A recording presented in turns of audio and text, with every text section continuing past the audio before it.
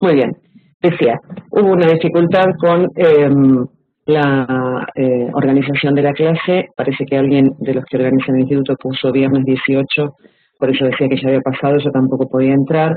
Así que lo que hice fue abrir un aula nueva para ver si con ese enlace ustedes se podían conectar. Algunos han podido, otros veremos si esta clase queda grabada y si no, encontraré la manera de grabarla en el teléfono y subirles también el enlace, así que no se preocupen. La idea era recomendarles el tema de las wikis. Ahora se abre una wiki de análisis de cuentos. Ojo, los que ya se habían anotado, habían bajado la guía, que actualicé las guías, le agregué alguna cosita. Así que si tienen el archivo anterior, deséchenlo y bajen el que corresponda.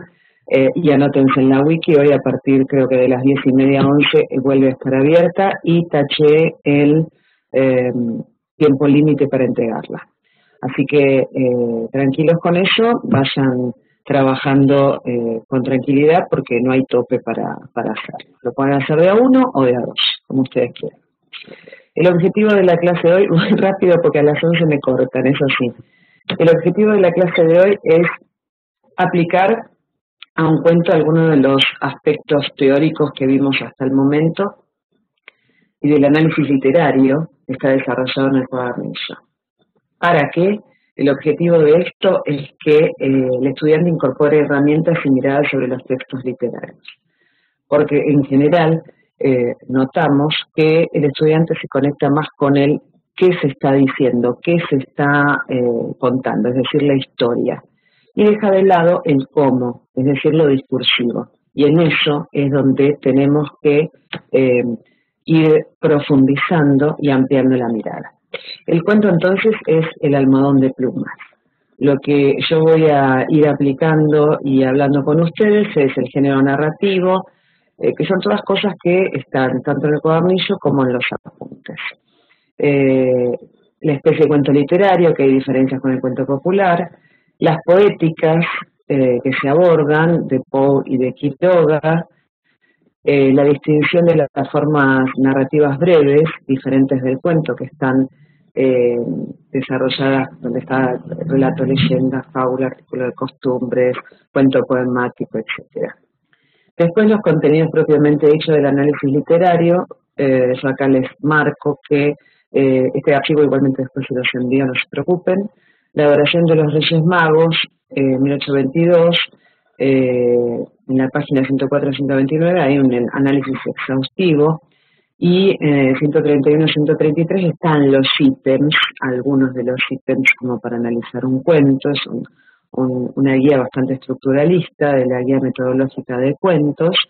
Nada, tenerla presente, consultarla, ver de qué se trata y por supuesto leer el cuento La adoración de los Reyes Magos. Hoy lo que vamos a hacer en la clase va a ser aplicar algunos de esos aspectos.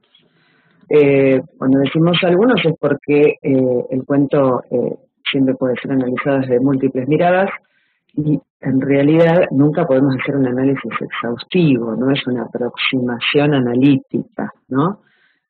Hacemos lo que podemos para acercarnos desde una mirada, desde un punto de vista al cuento, pero sería imposible de cualquier obra literaria hacer un análisis terminado. Nunca una obra literaria, ni siquiera tiene que ver con su brevedad, con su extensión, nunca puede ser del todo totalmente analizada.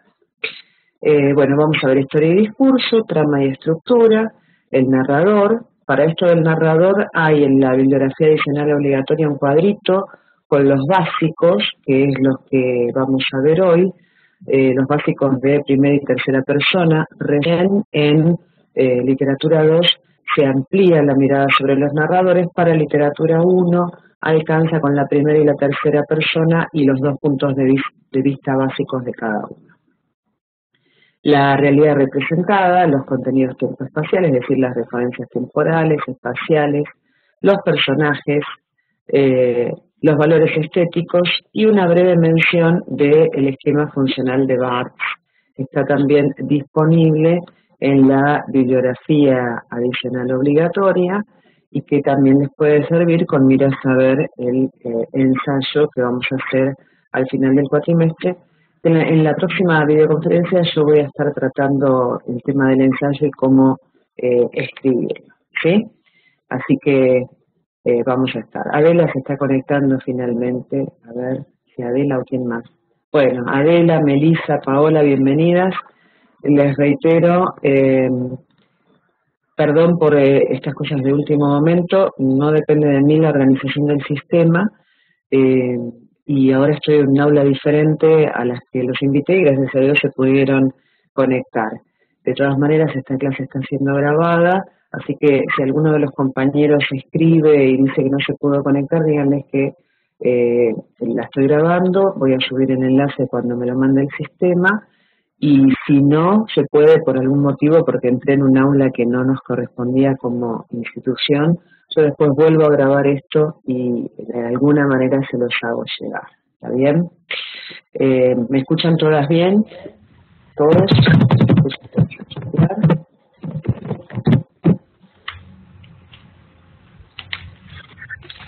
¿Alguien se está conectando?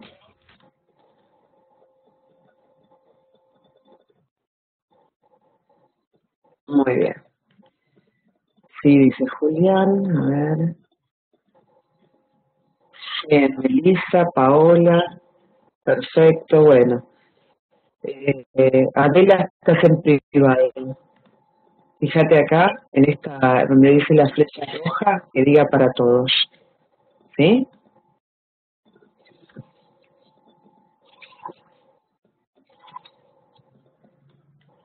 ¿Hay alguna interferencia? Bueno, si me escuchan bien, seguimos. Ahí lo cambié. Excelente, excelente. Bueno, muy bien. Vamos entonces a empezar con el almohadón de plumas. Les decía, voy rápido porque a las 11 se corta la comunicación. En el almohadón de plumas.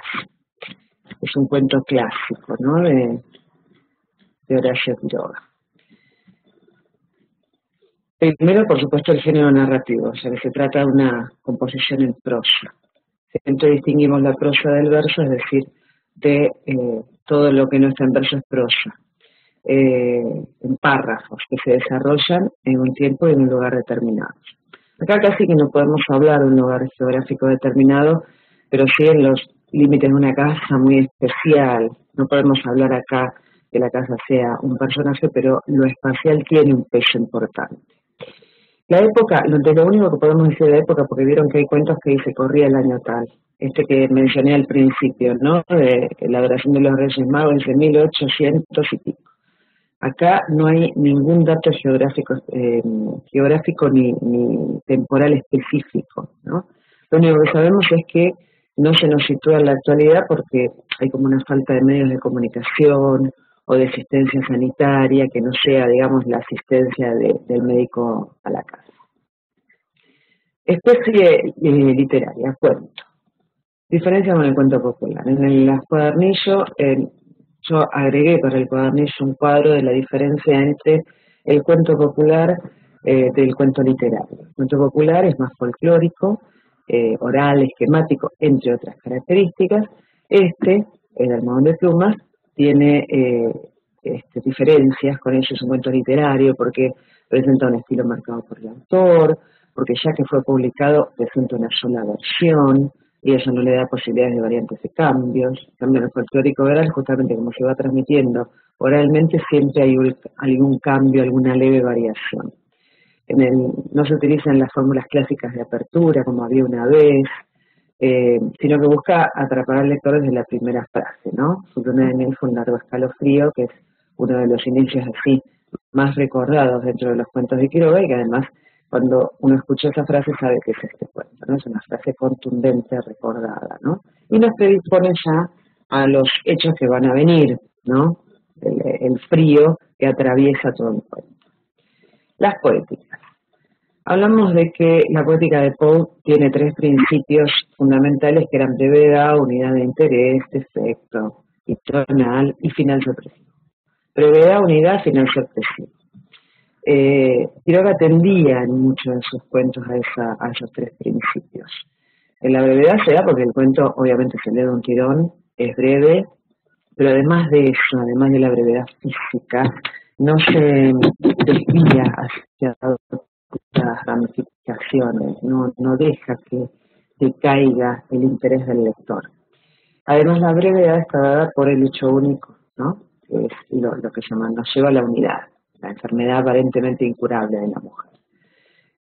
La unidad, decíamos antes, está dada por la unidad de efecto, de interés y tonal. La de efecto es la que conmueve al lector desde el inicio, desde esa primera frase que decíamos desde el principio. La de interés se engendra y crece en el desarrollo del cuento. En este caso, el progreso de la enfermedad naricia, los efectos que hay en ella, nunca decae ese interés.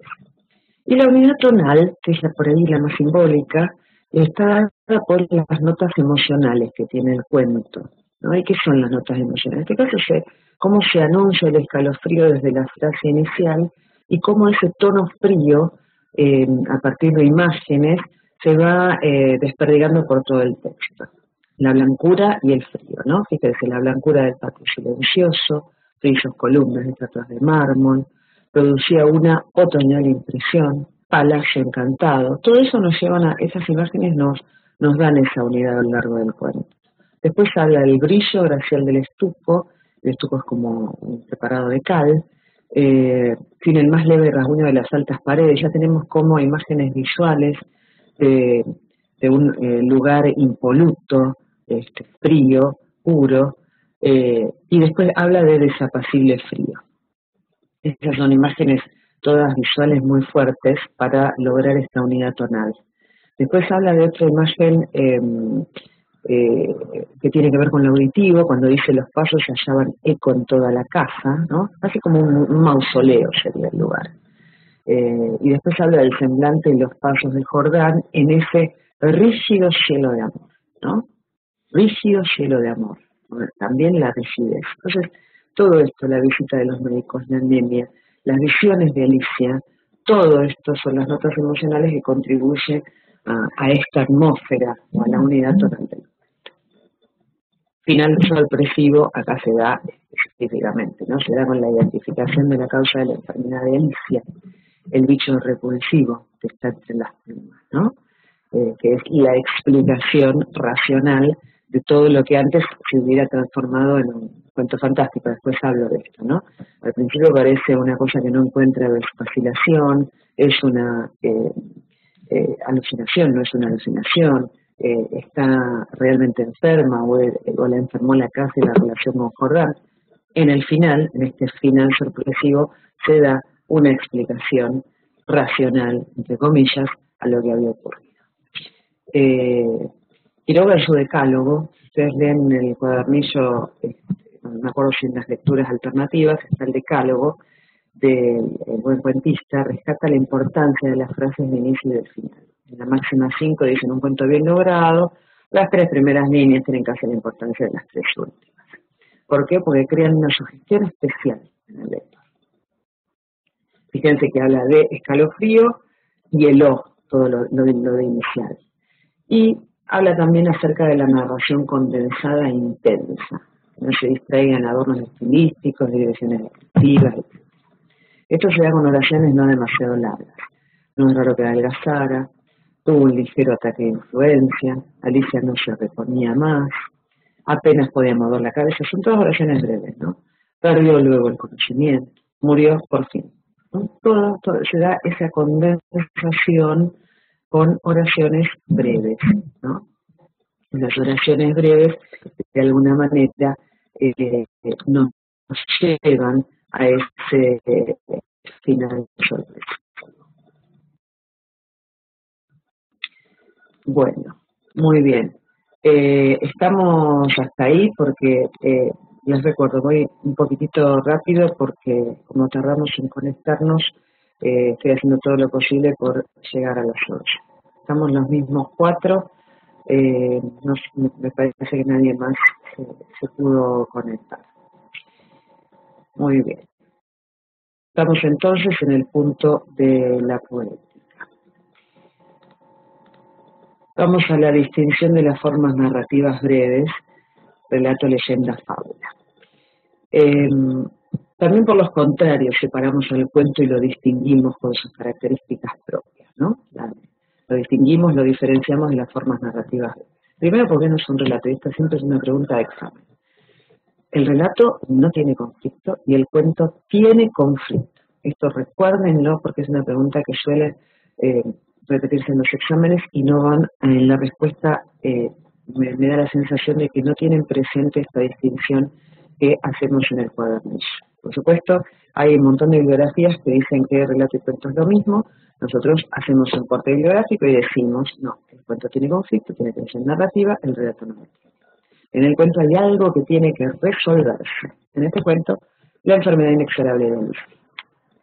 No es una leyenda porque no tiene intención didáctica ni combina elementos históricos ficticios, no es una crónica porque no sigue un orden cronológico de los hechos, no es un artículo de costumbre porque el artículo de costumbres tampoco tiene previsión narrativa, no es un cuento poemático porque no trata con orfebrería el lenguaje y se dedica, digamos, a otros aspectos.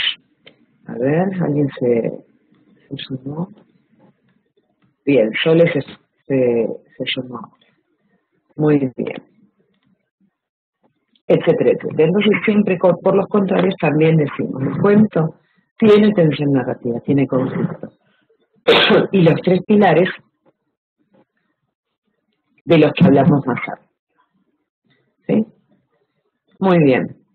Recordamos entonces que estamos aplicando algunos aspectos teóricos que vimos en el cuadernillo y ahora vamos a ir a los contenidos de análisis literario. Recuerden que hay un ejemplo en la página 104 a 129 con la oración de los Reyes Magos y del 131 a 133 un esquema de análisis. Para que sepan que está ahí esta guía metodológica y este ejemplo, para que la tengan presente y por supuesto para que lean el cuento La oración de los Reyes Magos. ¿Sí? Vamos a seguir ahora aplicando algunos aspectos del análisis literario. Este cuadro con la guía, esto que voy leyendo, historia y discurso, trama y estructura, narrador, se los envío después para que tengan la guía de cómo fui organizando la clase. Muy bien. Historia y discurso. Antes de pasar al nivel de la interpretación, pero que colabora con la interpretación, es la descripción del texto.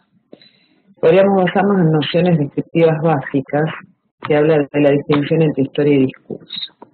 Muchos teóricos estructuralistas hacen esta distinción, como Todorov, Greimar, Barthes, ¿no?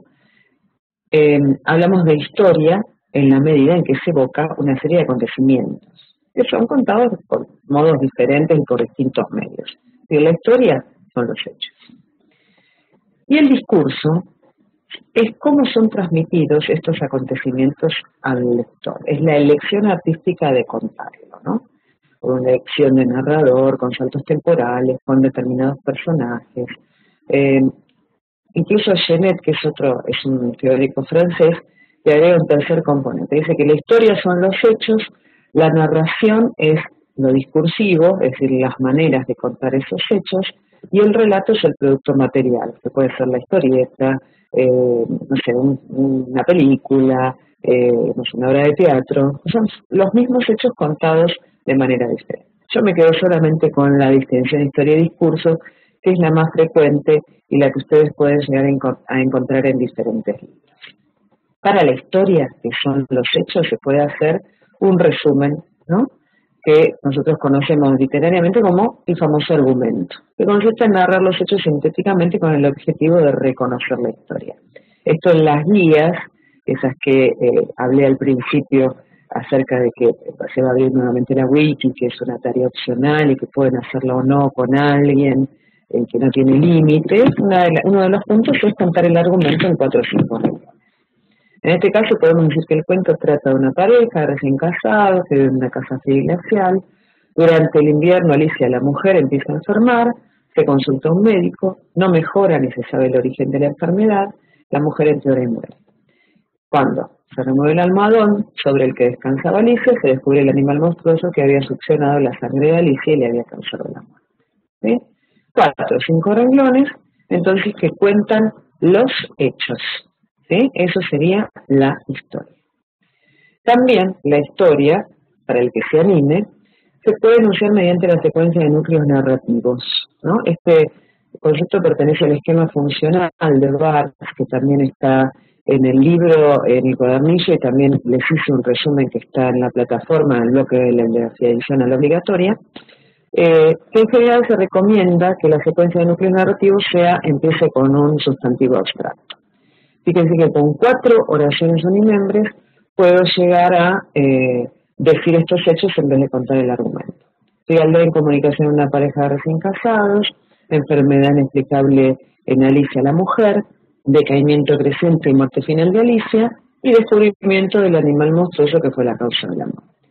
En 4 oraciones unimembres breves, de alguna manera, también decimos que podemos enunciar el argumento. ¿Sí?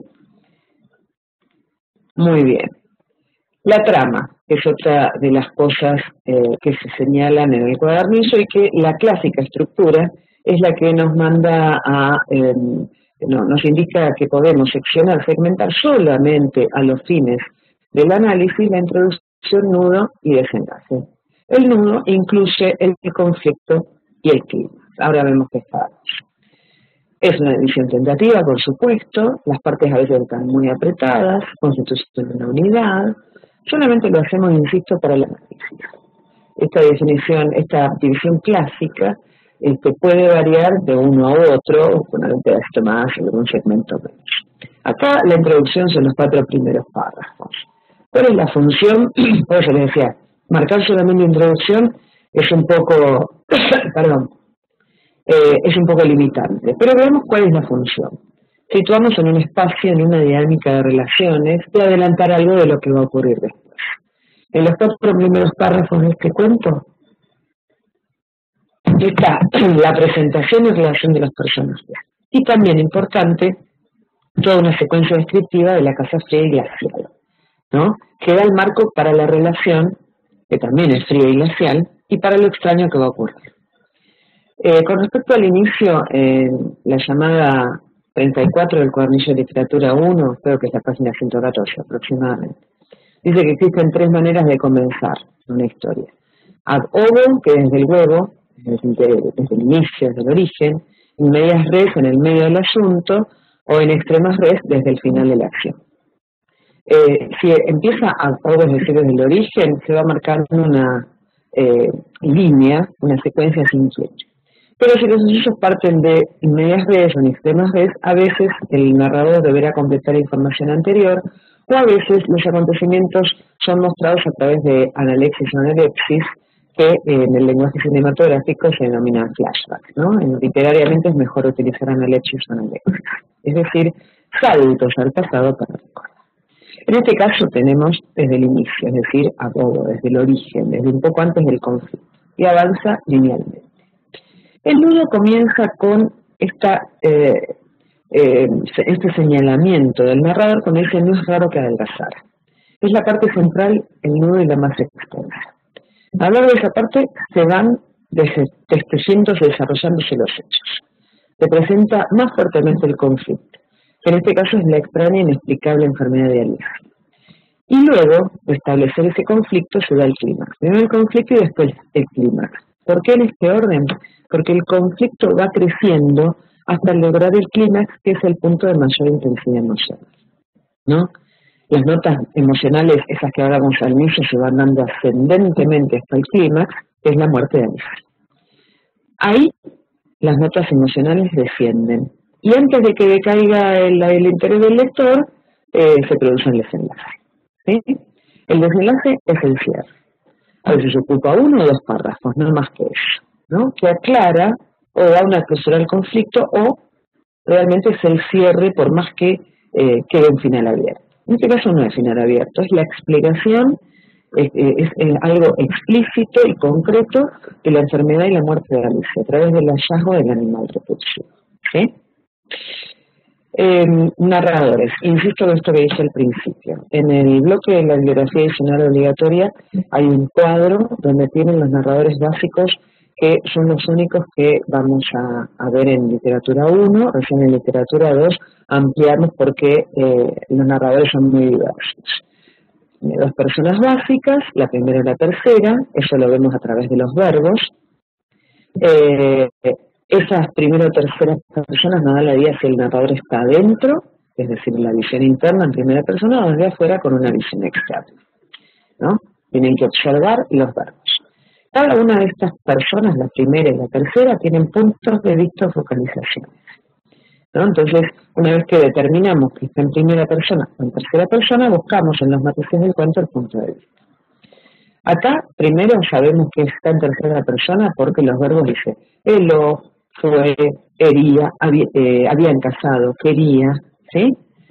Y después sabemos que es un narrador omnisciente porque accede a las conciencias de los personajes, especialmente en los inicios del cuento, cuando va narrando las sensaciones de Alicia y las sensaciones de Jordán, ¿no? Como que la quería mucho sin darlo a conocer, dice Jordán, o ella que estaba siempre mirando al marido y sintiéndose temerosa de él. Fíjense de rastrear eso y van a ver que está en la interioridad de esos personajes que son los principales, ¿no? Hay muchos otros entrecruzamientos de puntos de vista, los vamos a ver más adelante. En literatura 2 entonces vamos a ampliar. Habíamos dicho después la realidad representada. Y acá tenemos las referencias temporales, espaciales, los personajes y los valores estéticos, y lo último que vemos va a ser el esquema funcional. Bueno, los hechos están presentados en una determinada representación de la realidad, que es la configuración de un mundo, que no es exactamente la realidad, sino el universo ficticio creado por el cuentista. En ese marco reconocemos la referencia temporal. Acá sabemos que no hay marcas temporales específicas, digamos, el tiempo dentro del cuento sí es cronológico, es más objetivo, no es que tiene que ver más con las percepciones de los personajes. Sí podemos señalar que se apunta una especial época del año. Dice que se habían casado en abril y luego habla durante 3 meses. Eso nos da que el nudo transcurre en julio. Si tenemos en cuenta acerca de que puede ser dentro del ámbito de rioplatense, durante julio es el invierno. Y fíjense cómo ese punto de decir que el invierno también contribuye a lo que hablaba el cuentista acerca del frío de la casa y el lugar que es un mausoleo, ¿no? Lo subjetivo entonces está en la frialdad de la relación, la casa como blanca, silenciosa, fría, un museo, ¿no? Todo escalofriante. Esto nos lleva al punto siguiente, que es la referencia espacial, ¿no? Otra cuestión subjetiva del cuento son los recuerdos, ¿no? Las ideas hacia atrás o hacia adelante. Acá esos recargos de adelantos no ocurren porque habíamos dicho que todo avanza linealmente, solo se cuentan los meses de convivencia inicial de la pareja, la llegada del invierno, y luego la referencia de 5 días en los cuales el animal vació a Alicia, porque, como ya dijimos, avanza linealmente. La referencia espacial tiene que ver con la casa, con el aspecto otoñal, el estuco, las imágenes de silencio, los pasos como ecos, ¿no? Que son todas las notas emocionales. Fíjense cómo se cumple esto que decía el autor en el catálogo del perfecto cuentista, de que cada frase tiene que estar en relación con el hecho único, debe sugerir y estar en función de los hechos. Y acá se da de manera perfecta, ¿no? Ese ambiente opresivo, la falta de comunicación, lo que al principio parece que es lo que enfermó a Alicia, ¿no? Alicia.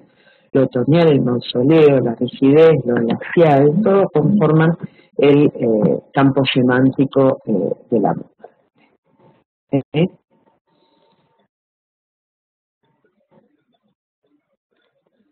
Muy bien. Los personajes, hay una distinción en el cuadernillo acerca de que pueden ser personajes principales, secundarios o figuras de fondo. Parte del discurso es también ver, como estamos viendo en la parte discursiva, el narrador, la descripción de los personajes, qué desarrollo se les da a los personajes. Tienen rasgos los personajes, cualidades físicas y espirituales, ¿no? También los podemos describir por los intereses, móviles, es decir, a través de lo que hacen o lo que dicen. La tipología más difundida es la de protagonistas y secundarios, ¿no? Los que son más importantes o están en segundo plano. Los protagonistas son los que primero luchan, protagonistas, ¿no? Los que asumen el peso de la narración, que acá obviamente son Alicia y Jordán. Los secundarios están en segundo término, fuera del foco de las acciones primarias y hechos principales, y las figuras de fondo que no tienen ningún desarrollo y participan de algún hecho aislado. Acá solo hay personajes principales y los secundarios son figuras de fondo, no hay, digamos, personajes adyacentes que vayan interactuando con Alicia y Jordán. De Alicia sabemos que es angelical y tímida, sometida al carácter rígido del marido, con una idea del matrimonio que el narrador califica como ingenua niñería, la que tenía Alicia, y refiere una sola característica que es rubia. Jordán es la antítesis de Alicia, de carácter duro, mudo, insensible. Solamente se observa un dato, que es el aspecto físico de Jordán, la altura para intensificar lo inalcanzable que podía ser desde Alicia, o la distancia insalvable que se establece entre ellos, ¿no? Pese al amor que parece que hay. Y las figuras de fondo, bueno, el médico y la sirvienta que aparecen ocasionalmente, no tienen, digamos, ningún desarrollo. En el cuadernillo se habla de los valores estéticos de una obra, eso se los agregué como opcional en la guía para que ustedes hagan, porque depende de la formación literaria que tenga cada uno al enfrentarse al cuento, ¿no? Pueden hablar de recursos gramaticales, si hay profusa adjetivación, si hay figuras retóricas, si hay metáforas, con qué fin se las pone, si hay onomatopeyas, repeticiones. Acá, es importante que además de decir que existen estas imágenes, no solamente desglosar el texto, sino jerarquizarlos. ¿Por qué se utilizan estas imágenes? Acá hay mucha imagen visual y térmica y auditiva que refuerzan la frialdad de la relación de la pareja, el silencio, la sensación de cementerio de la casa, que anuncia el final, ¿no? Estos frisos, columnas, estatuas de mármol, la otoñal impresión de espacio encantado, da más la sensación de un cementerio que de una casa habitada por dos personas que recién se casaron. El cuento, la clasificación de cuento, tiene que ver con la diferencia entre lo que yo decía al principio, realista, extraño, maravilloso. Acá es un cuento extraño porque se presenta con la vacilación del cuento fantástico, pero tiene la definición al final, concretamente se da una explicación. En el cuento fantástico la vacilación subsiste, aun cuando hayamos terminado de leer. En cambio, en el cuento extraño hay cosas raras, inquietantes, perturbadoras, a lo largo del cuento, pero al haber una explicación, sea real o no, recordemos que esto es un universo ficticio, ya nos está diciendo, acá hay una explicación, si se quiere, falsamente científica, pero la hay, el narrador da una explicación. Un bicho había succionado la sangre de él. ¿Sí? Muy bien. Lo último que vamos a ver es el esquema funcional de Barthes, que tiene cuatro funciones o aspectos, ¿no? Estos cuatro aspectos tienen que ver con las notas, que son los núcleos narrativos, que ya hice la secuencia arriba, la secuencia de núcleos narrativos. Después están las catálisis, que son descripciones, muchísimas secuencias descriptivas.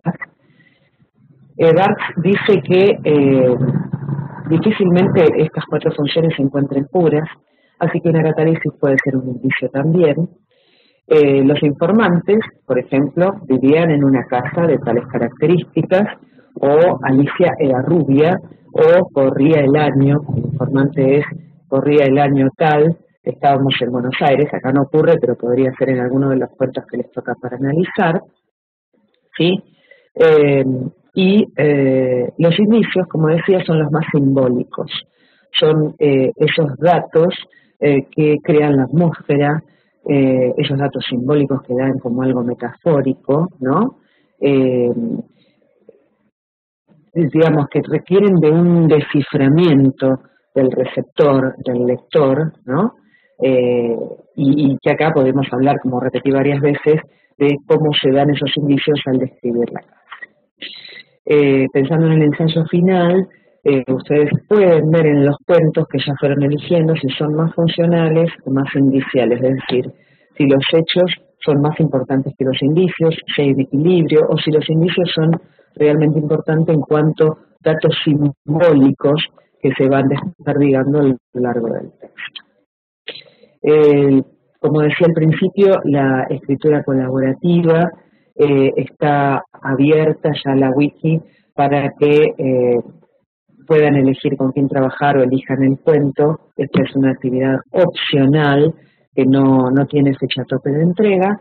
Yo después voy a ir subiendo las participaciones a los mismos ficheros donde están las guías y pueden ir viendo que las guías están actualizadas, ¿no?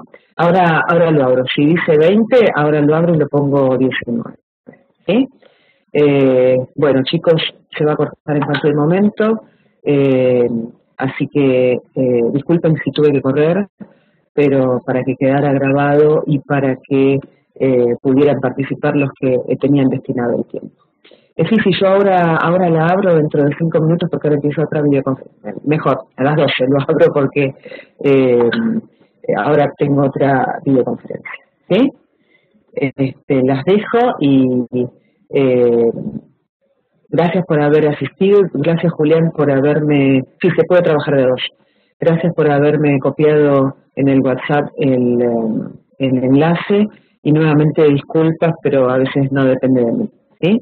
Un abrazo y que disfruten del fin de semana.